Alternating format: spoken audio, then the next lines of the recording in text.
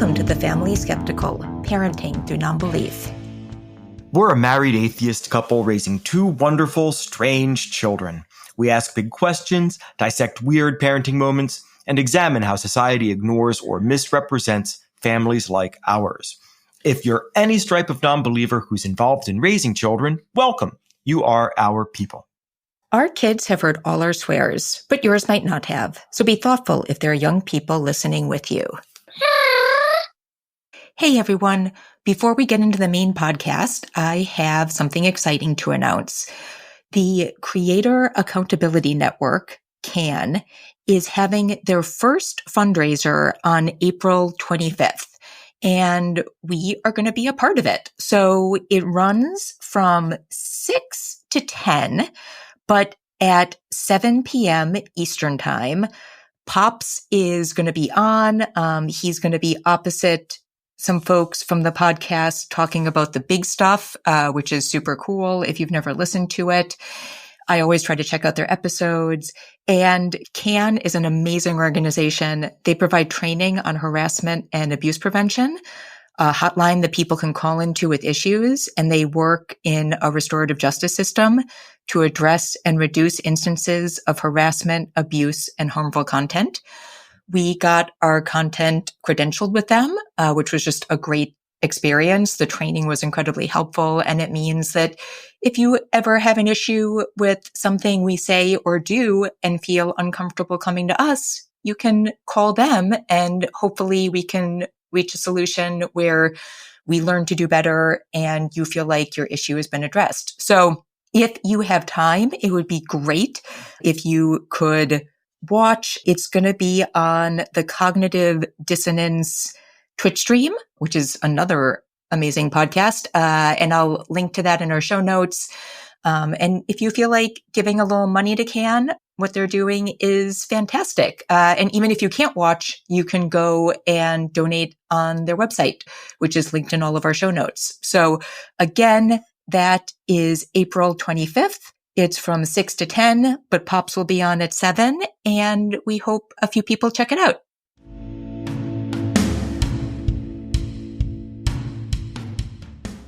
Spring break is almost done. Yeah. Which will be... It was good, though. It was. For once, we weren't gone the entire break, which I feel like... was very useful. The kids got to hang out with friends a little bit. We got to do chores. We got to do chores. We got to do some yard work. Yep. I got to... It's good. I mean, I had a writing deadline I had to get help with, and it's okay.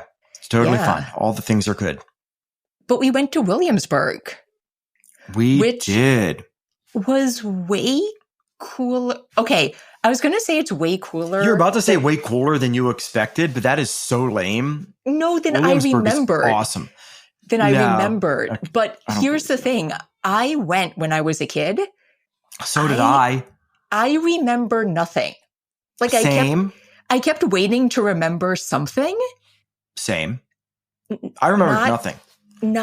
What I remembered, I think, was sort of cobbled together from my memories of like movies about like medieval Europe. I remembered like muddy streets with clanging like blacksmiths and stuff, and it just was not at all accurate. It was so hilariously divorced from the vague memories that I thought I had of Williamsburg. I just basically said, "Nah, I'm throwing all that crap out. This is what it's really like." Yeah. And it was wonderful. It was. The tradespeople were so incredibly cool. I learned so much. Oh, so much. I think so, because I grew up in Wisconsin. So Wisconsin has a place called Old World, Wisconsin, which is like, there's like a little town, and then there are areas of different farms that represent the different immigrant populations that came to Wisconsin. And people are there in dress, kind of acting out what life would have been like at the time. And I love Old Wisconsin. I loved going there as a kid. And I think I sort of thought it was going to be very similar. And is actually like a totally different vibe, which I appreciate so much because nobody's acting. Like the point of Williamsburg is not to act out, well, there are plays which act out life in Williamsburg throughout the day. But the actual tradespeople, like they're not pretending, they're dressed like people of the time, but like they're not pretending to be people of the time. They're informing you about people of the time. And the amazing thing is, like in Old World Wisconsin, like they're much more sort of acting, but they're doing some of the actual work, but like in Williamsburg, they're not acting at all, but like they are actually doing all of the work of the tradespeople. Yeah, Like the weaver yeah. was in the process of finishing up her actual apprenticeship. And at the end of which she was to select any textile or whatever from town, anywhere. And she would have to replicate it from absolute scratch, dyeing, weaving, like spinning everything. Like it's wild. And how long did she say it would take to make one piece of fabric? It's on the order of a year, maybe more, like 18 months. Like authentically start to finish. Yeah. And I just think when you are actually putting in the hours to learn a dead craft, that speaks to such an intense love of history. Like there is nothing easy about what those people are doing. They were absolutely my people, even though I have no desire whatsoever to follow in any of their footsteps. But that like immersion was so rewarding, even more so because the kids were there and they're such avid storytellers and they like digesting the media that we watch, and we watch stuff with them that's from like across the board. And so they were actually like really intellectually engaged, soup to nuts. It was really fun to see them just light up and have questions and be intrigued. Like the wig maker, the tailor. Oh, the tailor. It was good stuff. Yeah. But like, because of that, I feel like the emphasis was on the part of history that I like so much, which was like, here's like the image you have had of this time. And Lord knows, like the founding of the country, I don't know if anything has been as romanticized in history in the U.S. as that. The founders, capital F. And, you know, I feel like at almost every craftsperson we stopped in, it was very much like, this is what you always see, but like, here was a reality.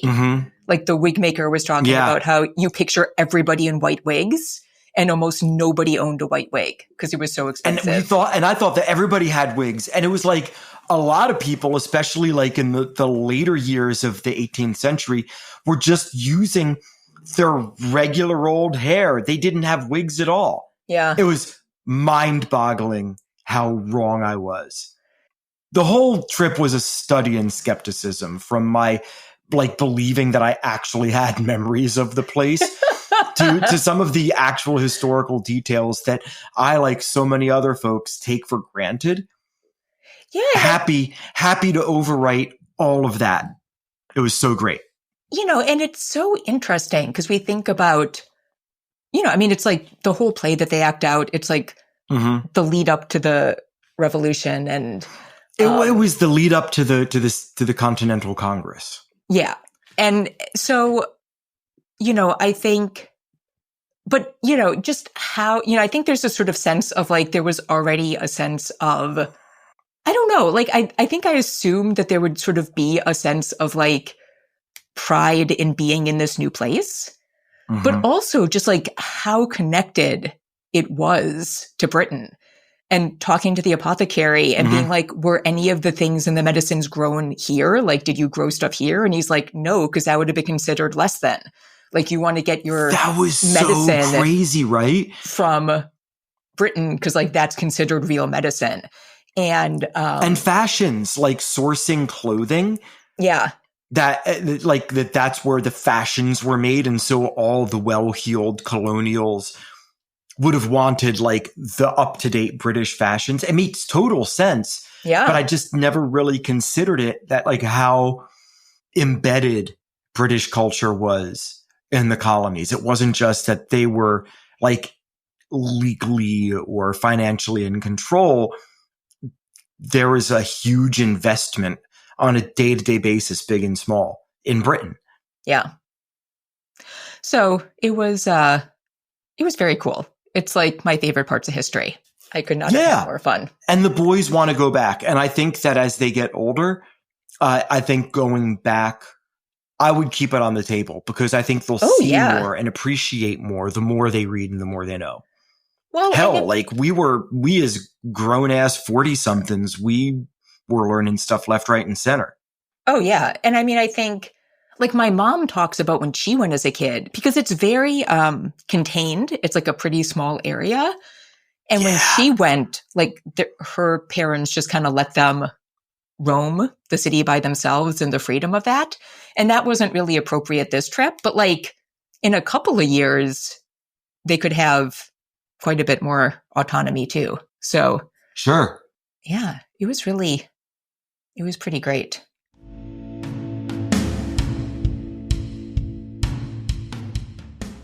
We're going to bring you a little bit more of our interview with Alastair Lichten. If you didn't hear last week's longer segment, you should definitely go back and check it out.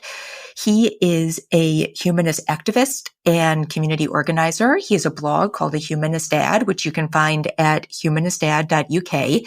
And we're going to talk about a few things we didn't have time for on the last one.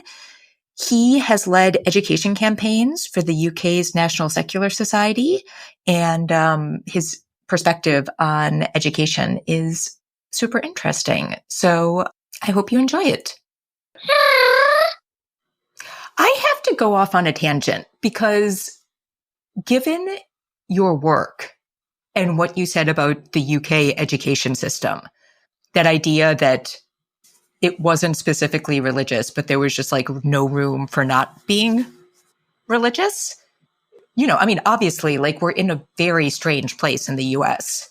And we had this concept of separation of church and state, which is like you're working with something very different in the UK.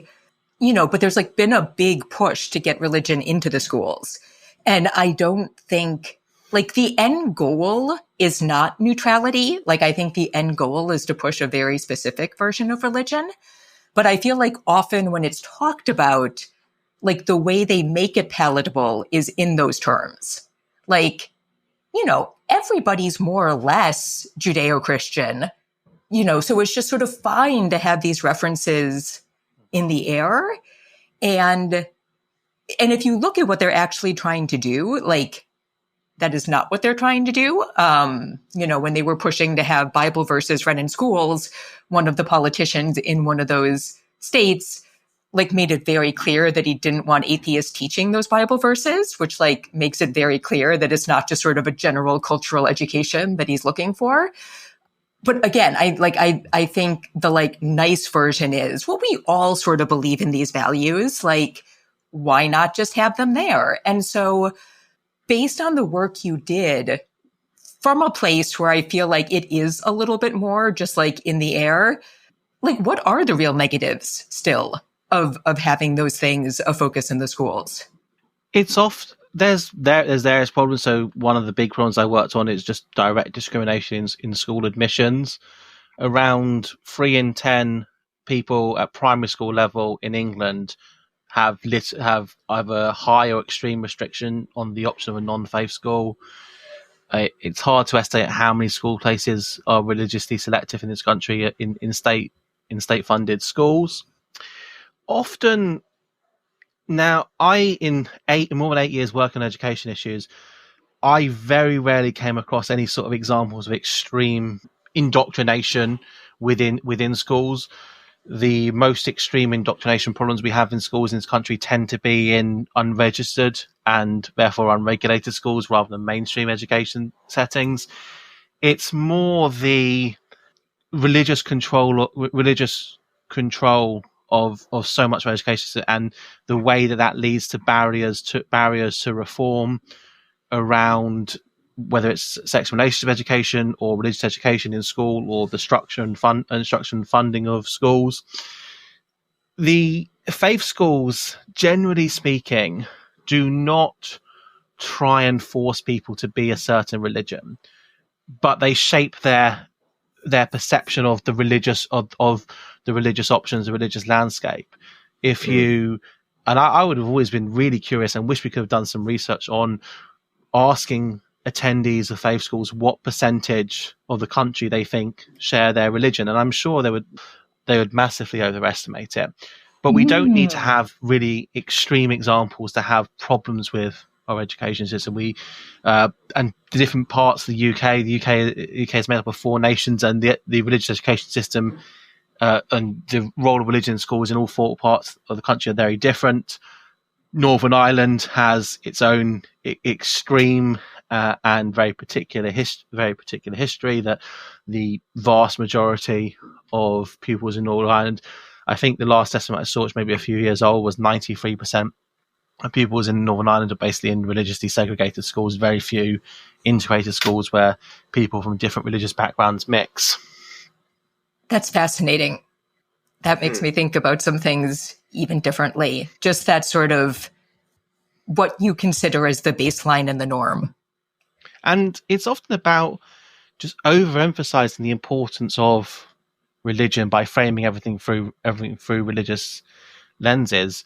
One project I worked on looked at these particular inspections that faith schools in England and Wales have, and they're inspected by their religious authority as well as by the state inspection regimes.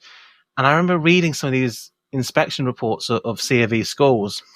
They're called SIAMS inspections, and schools would be criticised for promoting kindness and fairness and care for the environment without rooting it and making clear connections to Christianity. Wow.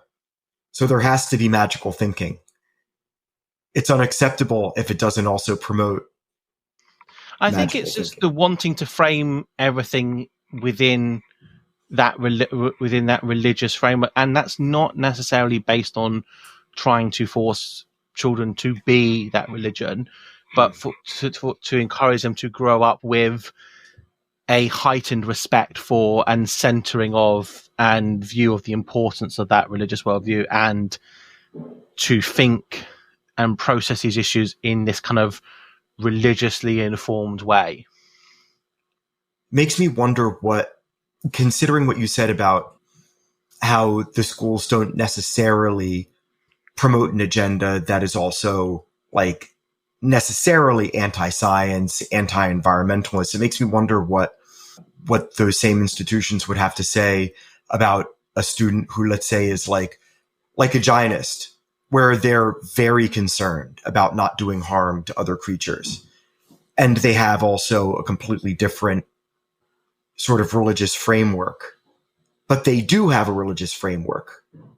That wasn't really a question. That was more just like me riffing. It's so interesting because the moment that a governing body mandates that people should think a certain way within the context, let's say, of like state-funded education, it really is like a sticky wicket. Like because there are certain parts we talk about on our podcast where, we have plenty of theist allies, like you said in the beginning, right? It's like, it's more about the worldview and less, we don't need to constantly harp on, like religion is bad. We have to do away with all religion. It's more just like, what do we as humanists do to make our kids awesome? How do we improve ourselves? How do we let that in conjunction, better inform how we can improve society as a whole? But then you have that slippery slope of, we're going to introduce religion, but then maybe the next administration takes that ball and runs with it, where maybe they're more conservative. Maybe they want to be more dogmatic. The door's been opened. Yeah. So, for example, we have in this country legally mandated daily acts of Christian worship in schools, all schools, unless they have an exemption to have a different religion. That's the law. But in practice, schools basically, vast majority of schools just ignore this law. Oh, However, when you have that law, it opens the door to when someone has a particular agenda, or there's an evangelical group offering to come in to do assemblies, etc., etc.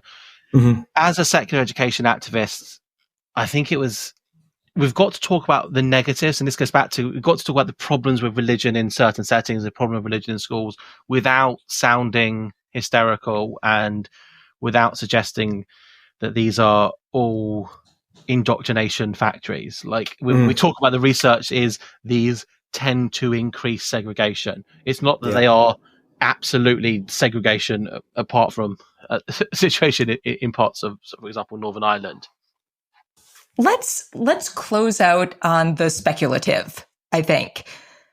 I am super curious how you think humanism is going to change with the rise of AI. Like, Ooh. do you have, this is, don't ooh me, babe. This is your question. I know. I didn't know you were going to ask it. But it's like I just thrown the spaghetti at the wall, you know? Yeah, but I'm curious. I mean, we've looked at, we've sort of talked about the political landscape, but I'm curious. Like, do you think there are? I love that you were like thinking about these future things when your kids were young. That is so cool. And I'm wondering, so far ahead of me. So far, like, have you thought at all about what might be coming up that would sort of change how we think about these things altogether? Yeah, I follow this debate as much as I can. I try to follow skeptical, informed sources, but I just can't predict how it will go. I think my children will grow up I imagine them growing up in the information age, and they may be growing up in the misinformation age. The sophistication of attempts to, will they be interacting online, and it turns out what they're interacting with is an AI chatbot that has been developed unbelievably precisely to radicalize them into the alt-right. I don't know. I think it's important in the online misinformation age. It's particularly important to find community and physical interaction in the real world. I noted down, I just put down a few bullet points because it was such an interesting question that you came up with, and I wanted to bring it back to parenting and humanist parenting, because in AI, as we know from a century of science fiction and then a few decades of being borne out by reality, the issue with AI is known as the alignment problem. And I think that humanism is really relevant here. So the alignment problem is AI isn't aligned with what we actually want it to do in many ways, whether that is ChatGPT just makes up answers to questions, or parole boards use AI to work out how people, or courts use AI to work out how people should be sentenced, and it turns out the AI is just super racist. All these problems are AI alignment problems, and when in large language models, these are called AI. Sometimes called AI hallucinations. That's when it just makes up plausible sounding answers because it's just a predictive text model. And there are some things we can learn here about parenting and about skeptical humanistic parenting. So, for example, we know that large language models like ChatGPT, they hallucinate less often. They make up stuff less often, and they come up with crazy solutions less often when we ask them or we force them to display their reasoning. Now, a problem can be that they may turn out to be lying about what their reasoning is, and in the example of courts using AI for predicting sentences, and the AI is really racist but comes up with plausible sounding reasons for why it actually isn't. But when we force these large language models to not only give an answer to a question, but describe the steps of the process, the steps of their reasoning, they make up stuff less often. With children, when we teach them that it's the steps of the thinking that matter, then rather than just a rote answer, that's really important. It's also coming back that it turns out that that building AI, but just giving it huge, massive data sets doesn't, you get these massive alignment problems, because AI needs to be taught and trained. It needs to be effectively parented. When the fine tuning of AI models requires interaction and parenting by people. I could go off on a massive tangent here and give spoilers to like one of my favorite sci-fi series. I'll try and keep it vague to avoid spoilers, but in one of my favorite series, it's written by an author I believe is a humanist. And basically they're these tech bros, and they get AI technology from an alien species and try to force build their own AI. And it, in the classic sci-fi sense, it goes terribly wrong. No. And it's theorized that the species that developed the AI was uniquely suited to developing a functional, value-aligned AI because of the way that their parenting works. And their children, the children in this species don't become sapient until a certain age, and only become sapient if they receive certain specific interaction and development and socialization from their parents. The second point with AI, and we should remember, is that humans have tendencies to create rules and systems, and humans create them and then treat them as if they've come from the universe itself. And religion is the classic example. We create religion, and then we create capitalism, we create nations, social norms, ideologies, traditions. Humans create these and then get bound up by it and forced to do it. We create things as tools, and then they become handcuffs.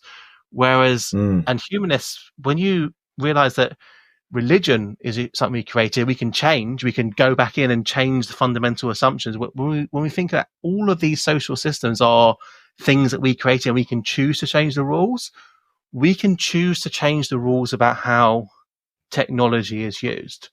There is not this sort of techno inevitabilism of certain people is actually sort of no, the rules of this technology just leads inevitably to these outcomes. No, it's how you're just trying to disguise your choices. It's like the AI model just giving the answer and then disguising its reasoning steps. It's like children just giving rote answers to questions they've been taught by adults, rather than actually practicing their reasoning steps and going back and seeing, you are here because of these choices that you've made.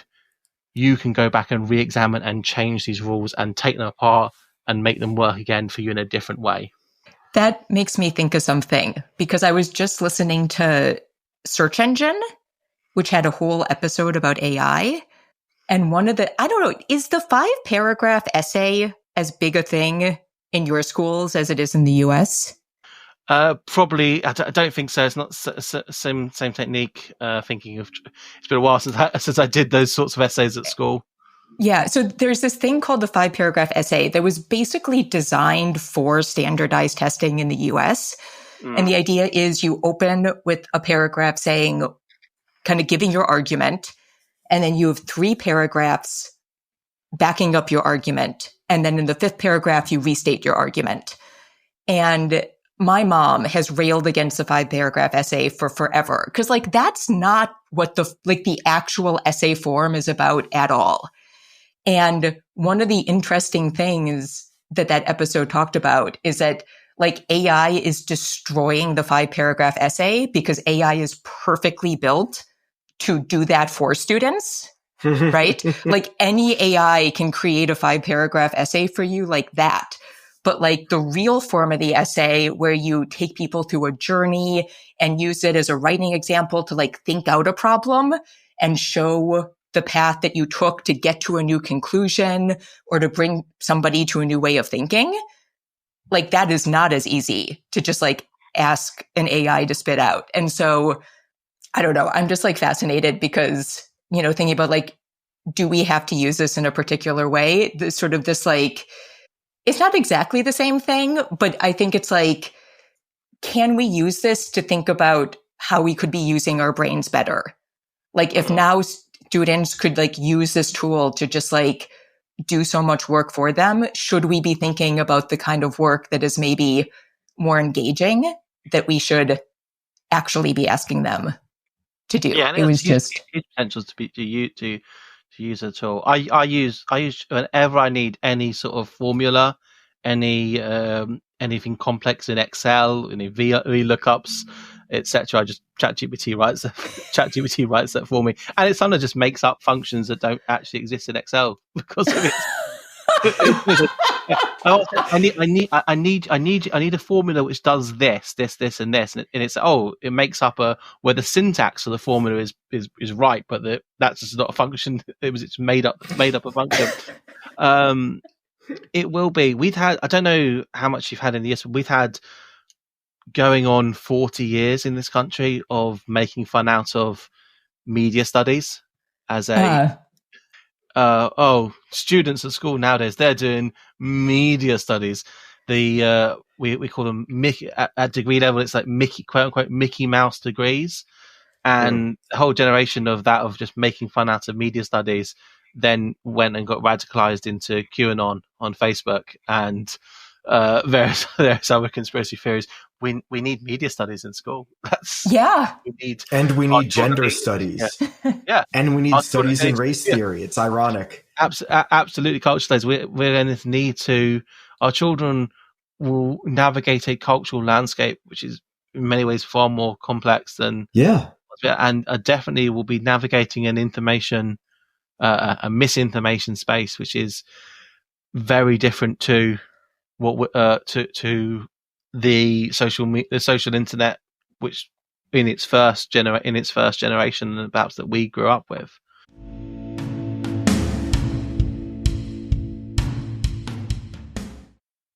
My brain is a little bit scattered, so this may be like too complex a topic to talk about, but we're going to try anyways. So I was listening to Dear Old Dads, which is just one of the best podcasts. 3 dads that do other atheist podcasts, Eli Bosnick, Thomas Smith. I always forget one of their names. Tom. Other Tom. Oh my goodness. And they had 2 episodes. I don't know if they were back to back, but they were in very, very close to each other. And it just made me think that maybe I'm doing everything wrong, or I don't know, but I just wanted to talk about it. So I'll link to both of them in the comments. But the first one was a post from Reddit or Am I the Asshole or whatever, and that they discussed. And the original post was somebody saying, I hear all this stuff about how really it should be men who try to correct toxic masculinity in other men and not women's job. But kind of like, I don't feel comfortable going up to guys who are like, who I don't know well to like try to say something if I overhear something inappropriate.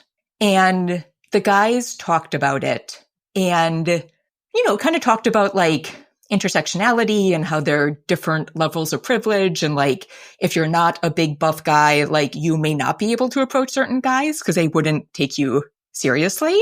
And how, Tom, who like does a lot of weightlifting and presents, in a more sort of typically masculine way, can probably get away with saying stuff to somebody that somebody like Eli, who presents a little bit differently, couldn't. And I think that's all true. But to me, I felt like the weird assumption was that nobody in this guy's social circle would need to hear that.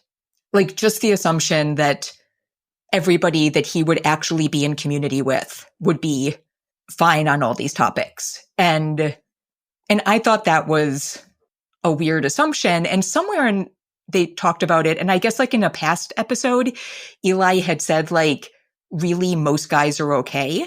And I just don't know. I don't know what most means, but like, we do know that like, if a woman is going to get killed, like it's very likely it's going to be their partner, right?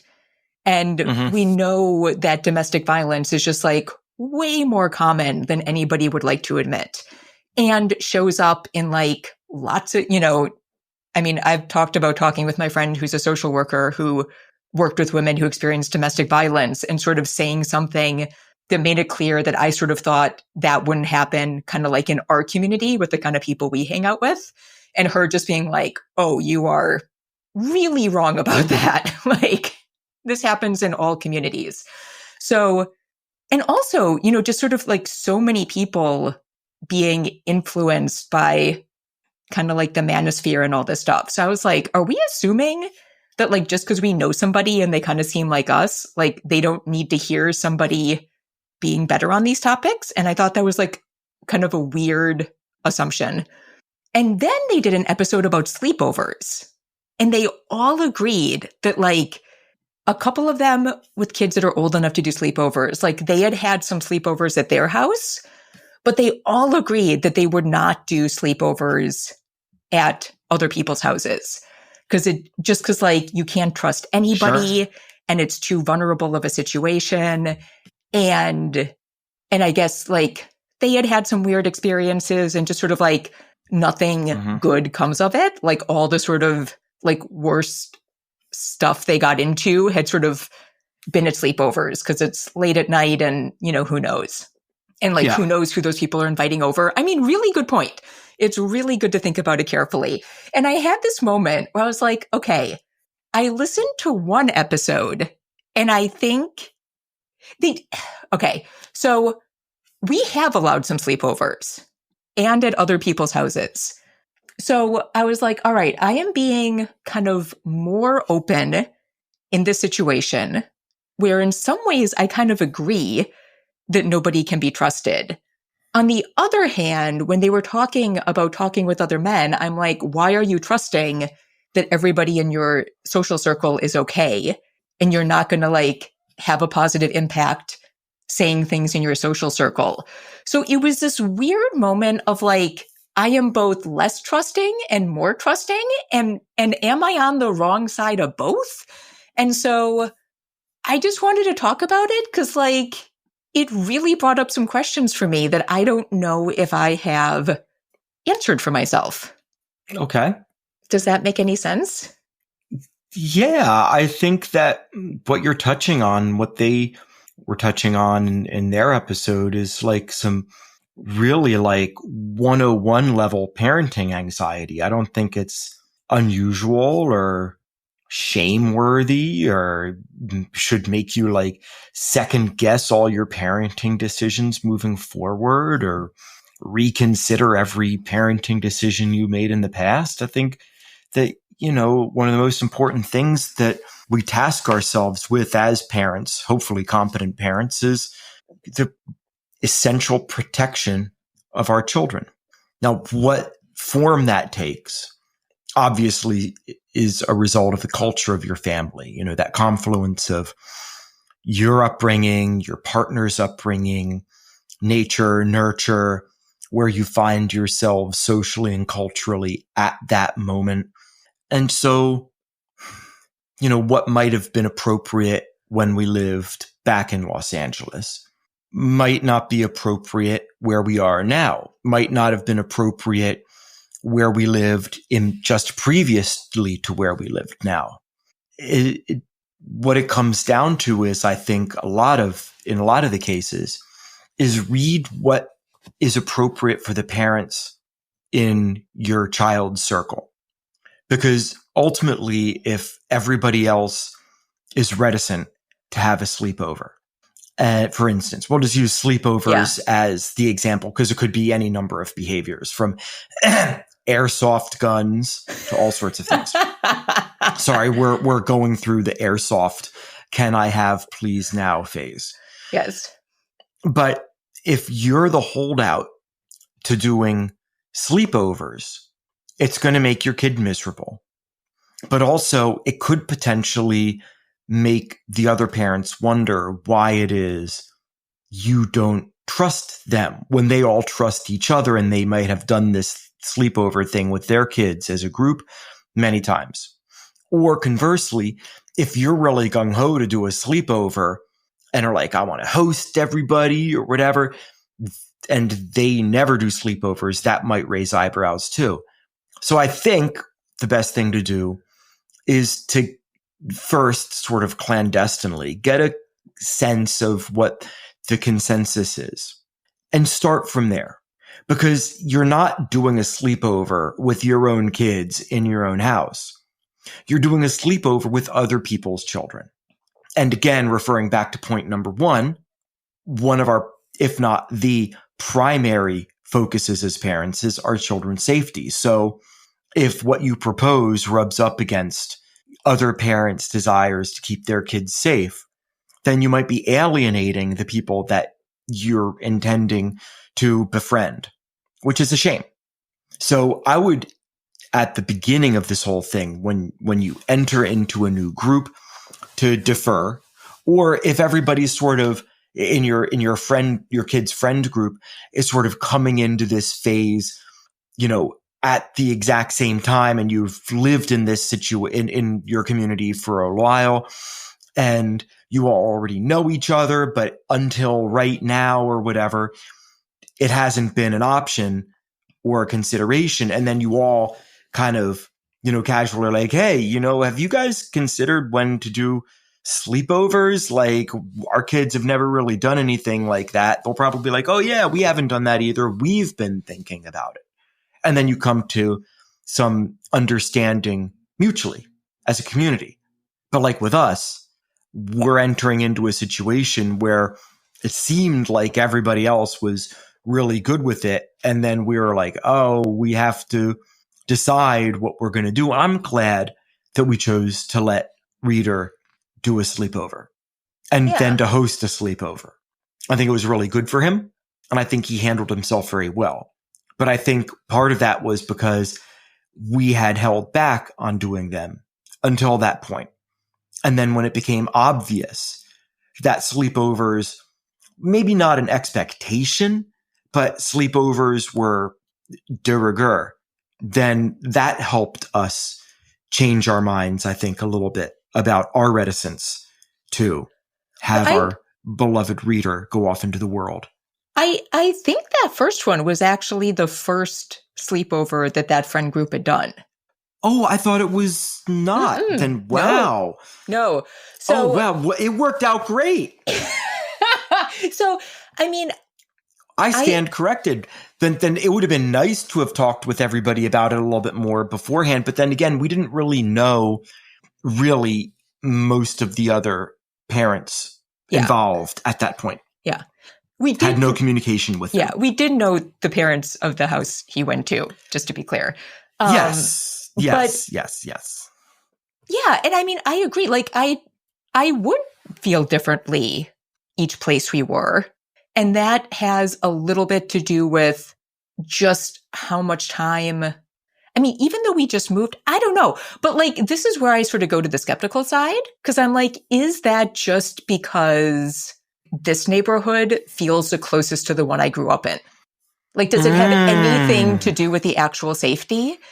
Or is it just that I'm like, this is the kind of hood where I did sleepovers, which is like not, do you know what I mean? Well, I understand. I keep going. So I think like, and I go back and forth because, so this is so hard because I think you can't truly know if someone is like a bad person who you have to worry about unless you have lived with them. I'm not sure if I believe someone can truly hide who they are from the people living with them. Maybe if they have the kind of life where they're not really spending a lot of time together. But I absolutely believe that people can be entirely different within their like family unit than they are to the outside world. Sure. And I think we've seen that. Absolutely. So I don't have any sense that I can like meet somebody and know for certain that they are a safe person. I think that is wildly, I just don't think you can. I've just known too many situations. Like, I just don't think you can. On the other hand, my mom has done some work where she has been in neighborhoods that a lot of people would consider sort of unsafe. And what I also think is really true, which she talks about a lot, is that like most people are good and there are good people everywhere that'll help you. And so I don't know. I mean, I think, so like, look, the safest thing is to not allow it. that truly is the safest thing. Though also I feel like most times when abuse happens, it's somebody where it's like the last person you would think. Do you know what I mean? Like all the people I know who experienced abuse as children, it is like nobody, even if their parents like weren't allowing sleepovers or those kind of things, like it wouldn't have protected them. It was somebody like already in their family or, anyways. But certainly, I mean, so I don't think you can like, I think it's often like the last people we worry about who are the ones sometimes that we need to worry about. But I do not think that the discussion of sleepovers talked about like any positives of that experience. And so it was really a like, nothing good comes out of this and there's a safety issue. So why would you ever allow it? And I do think you're talking about the discussion on Dear Old Dads. Yeah, exactly. Yeah. And I do think there is sort of an existential danger to not seeing how any families work other than your own. Like, I think there is a benefit to seeing how different families work. Because I do think on some level, like way back when we talked about One Bad Mother and the You're Doing a Good Job, like on some level, I feel like every parent is passing a little bit of their own shit down to their kids. None of us are 100% psychologically healthy. None of us are doing it 100% right. And, there are certainly huge degrees, but like everybody's doing something with their kids that like isn't the best because none of us are the best. And, particularly coming out of the pandemic, like all of these kids have like been very stuck in their own homes. And I think there is a benefit to just sort of seeing how other families function on some level and knowing that the ways you grew up and the ways that your family does things is not the only way that things can work.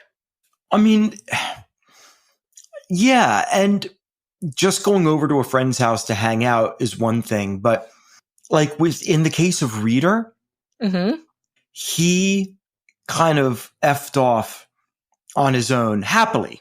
Everybody was in great spirits. They had a great time at that first sleepover. But he effed off when he said, I'm tired. I just went to sleep while everybody else kept playing video games or whatever. Yeah. He was just tired and he went to do his own thing and nobody thought ill of him for it. And then the next morning, everybody except for him kind of sprinted through breakfast to get the bare minimum of nutrition so they could go off and play video games again. Whereas he sat with his friend's dad and kept eating breakfast as his dad kept serving him food. He's absolutely my son. And his dad is a fantastic cook. So I think he really made the right decision there. Yes, absolutely. It is so fun to see him be himself and social in equal measure. And I think that's where moments like sleepovers, where you trust your child to go out into the world and you trust the families of your friends to be there for them, matters a lot. It shows that exertion on our part as parents of releasing our children to other families, even for a short time.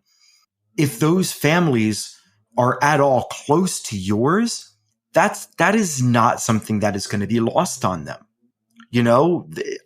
Everybody is always so appreciative when you take care of their kids, even for a short time, when they come over for a play date, give them a snack. And like, everybody's always so appreciative.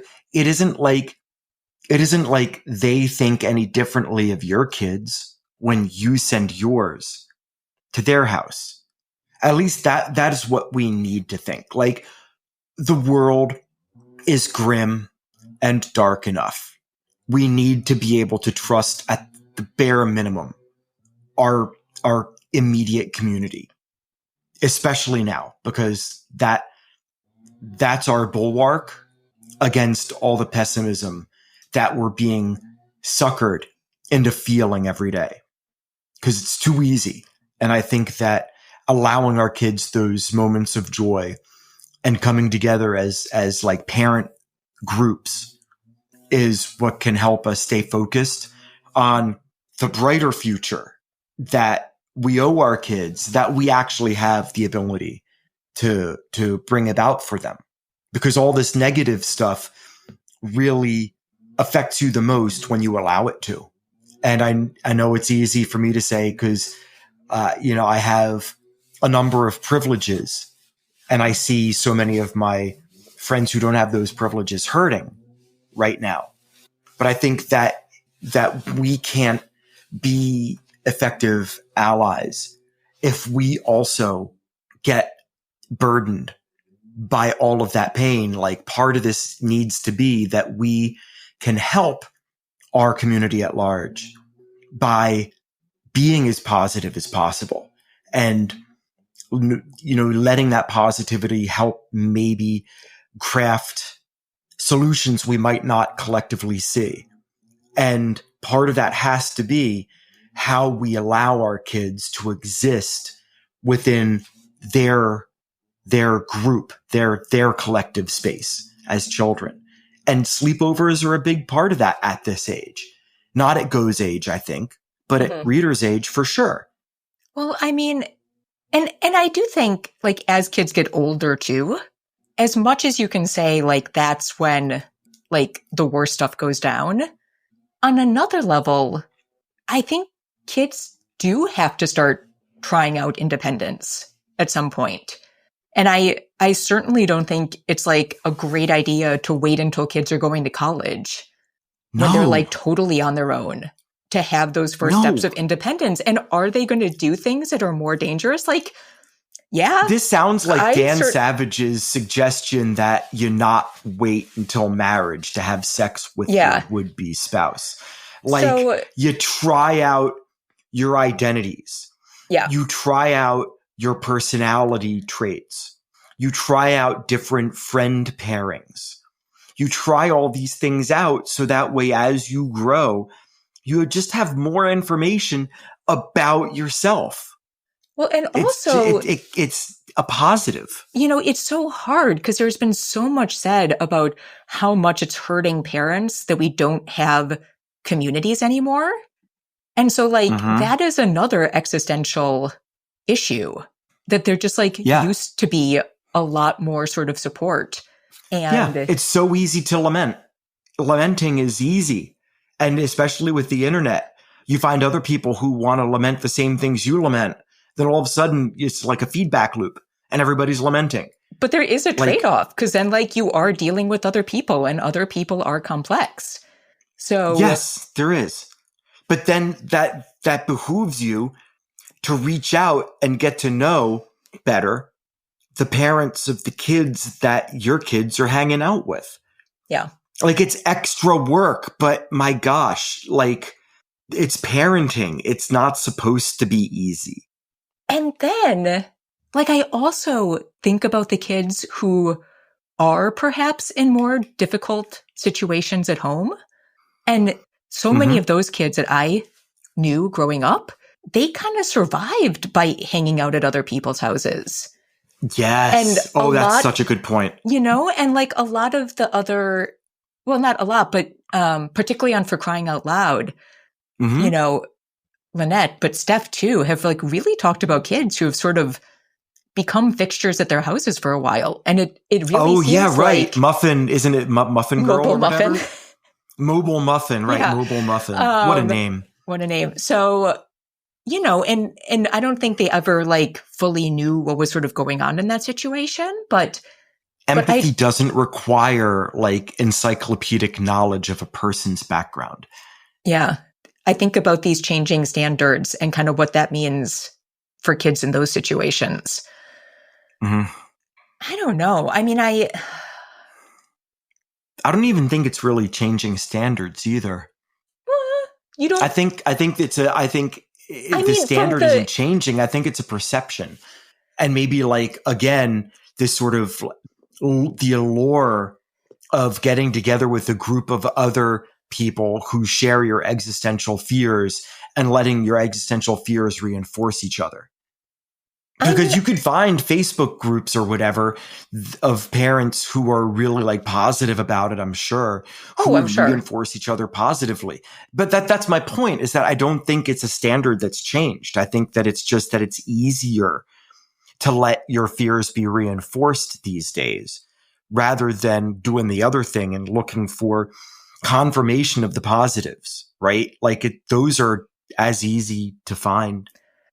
I mean, I still don't know if I know. I mean, to me, I think what I'm battling with is one, I truly don't think in the end that you can know for sure if somebody's trustworthy. I don't. No. On the other hand, I don't think it's healthy to live in isolation. And no. And so, and I know, like, when the guys were talking about it, like, they weren't suggesting no contact with other families. You know, it was like just this sleepover thing. Now, bear in mind, I have not heard this episode, so this is all sight unseen for me. So, I mean, they weren't saying like no contact, but I do think, like you said, it's like it is a different experience of autonomy and contact with another family. And so I don't, because it's like, I don't know. I mean, it may just be my personal experience, but like the creepiest shit that happened to me just happened on play dates. It wasn't necessarily sleepovers. Like whenever you You've never told me anything about that, and I kind of don't want to know. It was nothing. I just had a friend, and her brother he never did anything that was like technically bad, but it was just clear that something wasn't great there, if that makes sense. So, sure. And that just happened that was just like during the day, So I don't know. It's a constant I think our kids struggle. need to go. Yeah, I think our kids, Reader especially, needs to do more sleepovers. Interesting. Yeah. Take the bull by the horns. I don't know. I mean, we already know enough about the kids that he would be inclined to want to do sleepovers with. So it isn't like you said, you can't know anybody 100%. Yeah. But it's is it unreasonable to trust a person? Like a person specifically? Like that's the calculation you make on a case by case basis. Yeah. But the answer is, hopefully, unless you live this like weirdly grim or paranoid life, the answer is probably going to be a provisional yes, even if it's like a 90 or 95 or maybe a 99.9% yes. It's still going to be a yes. And so I don't want to teach my kids to live a life where they're constantly saying no out of anxiety or fear or whatever. Because I spent enough of my early adulthood saying no to things that I realized I should have said yes to. And I don't want them to make that mistake. I do want to make sure that they don't say yes to everything. But I encourage them to say yes often, to calculate when it's good to say yes, and then to actually say yes. Yeah. Because it's always better just to do a thing and, not have the best time than to wonder what if, because, you don't succeed unless you like do a thing. And so, I want them to be able to build relationships. Part of that is sacrificing their comfort and time and security at home to go over and hang out with somebody else in their space for an evening. Mm-hmm. And like, I wouldn't worry about them with their current friends group. I really wouldn't. Especially this community, which is like Stepford. Like, it's kind of nuts. But you just don't know. But yeah, I mean, that's what we've you just don't decided. know. You just will never, ever know about anybody. So do you want to live your life in fear, or do you want to give your kids a chance to be kids? I would rather give my kids a chance to be kids. All right. Let's go. I have enough existential dread. Yeah, I certainly do. This is why it's so weird. I'm like the queen of existential dread. So it's particularly right, but it's also good to talk this stuff out. And the podcast is to help foster a community, but it's also like it's an opportunity for us to air these sorts of things and to work through our own parenting stuff. So, this might be one of the more selfish episodes, but I really do hope it helps people out there with their family's calculus about, these sorts of social situations. Because it's complex. It is. I don't know if you knew this, moms, but this is complex stuff. So complex. All right. So complex. We have to thank Jonathan Zolbin and First Frame Music for the music for this podcast. And that wraps up this episode of The Family Skeptical, where nothing is sacred except for our kids.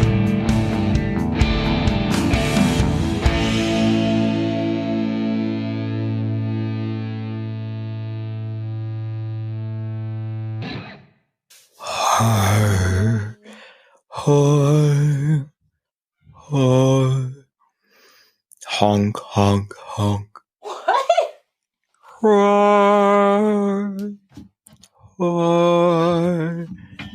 Honk, honk, honk. What are you? What? I'm waiting. That's what I'm doing. I'm waiting, trying to entertain myself. And we're doing honk, the honk, honk. I don't know what that's from though. Nothing. It's from me and my boredom. Sorry, it wouldn't. It's all good. Let's get it moving. My microphone. That's fine. Totally fine. It's finished now. Okay. And we're doing the dear old dad topic, and then we're getting into Christian nationalism next week. Oh my God. That's our new theme song. Sorry, Jonathan. Honk, honk, honk.